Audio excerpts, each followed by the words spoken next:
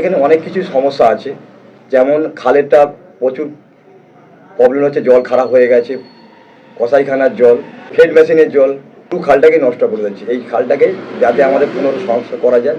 বহু জায়গায় বেআইনিভাবে মাটি কেটে বিক্রি হয়ে যাচ্ছে। প্রশাসন ক্ষেত্রে কাজ করছে, কিছু ক্ষেত্রে কাজ সঠিকভাবে হয়তো করছে না।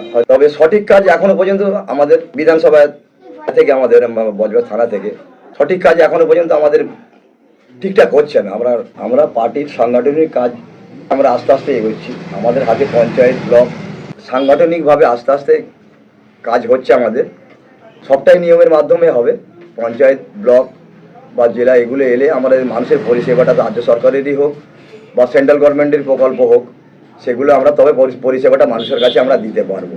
পশ্চিমবাংলা সরকারের যেসব উন্নয়নমূলক প্রকল্প আছে, সেই সব প্রকল্পগুলো আমার 4 নম্বর মণ্ডলের মানুষের কাছে পৌঁছে দেওয়াই হচ্ছে আমার অগ্রাধিকার থাকবে। এটাই আমার লক্ষ্য।